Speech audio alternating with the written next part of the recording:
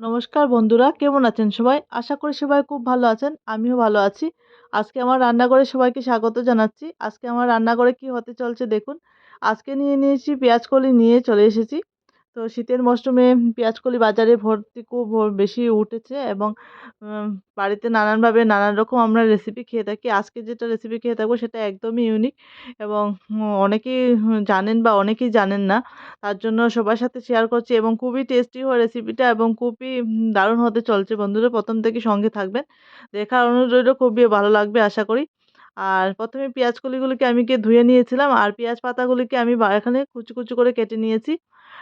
আর যতটা সরু করতে পারেন সরু করে নেবেন। আর এখানে আমি কাঁচা লঙ্কাও দিয়ে দিলাম। ৪-৩ টা কাঁচা লঙ্কাও দিয়ে দিলাম। আর কুচি করে কেটে আর ১ চামচ নুন দিয়ে দিলাম, ১ চামচ হলুদ দিয়ে দিলাম এবার। আর এবার দিয়ে দিলাম জিরা ১ চামচ। আর একবার ধনে গুঁড়া দিয়ে দিলাম ১ চামচের মতো। আর দেবো এখানে আমি বেসন দিয়ে দেবো।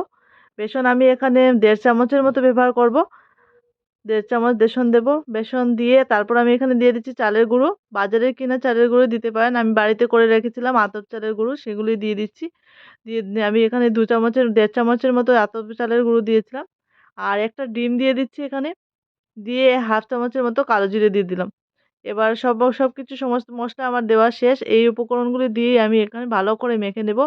একদম চটকে, চটকে মাখতে হবে। ভালো করে মেখে নিতে হবে। আর কিছু সময় একটু রেস্টে রাখলে খুবই ভালো হয়। আমি এখানে ১০ মিনিট সময় পেয়েছিলাম, তাই 10 মিনিটের মতো রেস্টে রেখেছিলাম এবং খুবই সুন্দর সফট হয়ে গেছে একদম। আর এইভাবে হাতে করে গোল, গোল করে আপনারা এটাকে শ্যালো ফ্রাই করতে পারেন। আমি শ্যালো ফ্রাই করছি না আজকে যেহেতু। আমি কড়াতে একটু বেশি তেল দিয়ে এটাকে ফ্রাই করে নিচ্ছি।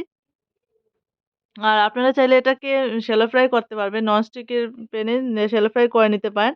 আর দেখতেই পাচ্ছেন কতটা সুন্দর হয়ে গেছে। আর খুবই সুন্দর হয়েছে এবং দেখেন একদম পারফেক্টলি হয়ে গেছে। আমি এপিঠ-ওপিঠ সুন্দর করে একটু লাল, লাল করে ভেজে তুলে রাখছি। আর এবার একটা প্লেটে পরিবেশন করে দিচ্ছি। এই যে আজকে আমার রেডি হয়ে গেল আমার পেঁয়াজ পাতার পকোড়া রেসিপি।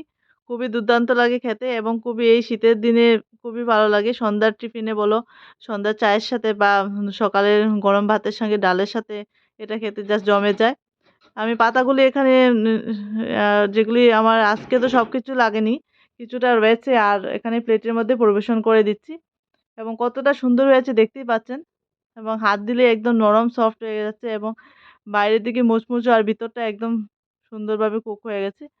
এই যে রেডি হয়ে গেল আজকে আমার পেঁয়াজ পাতার পকোড়া। আপনাদের কেমন লাগছে রেসিপিটা অবশ্যই বলবেন। যদি ভালো লাগে লাইক, শেয়ার, কমেন্ট করবেন এবং নতুন, নতুন রেসিপি দেখার জন্য আমার চ্যানেলটাকে সাবস্ক্রাইব করে দিবেন। Thank you for watching.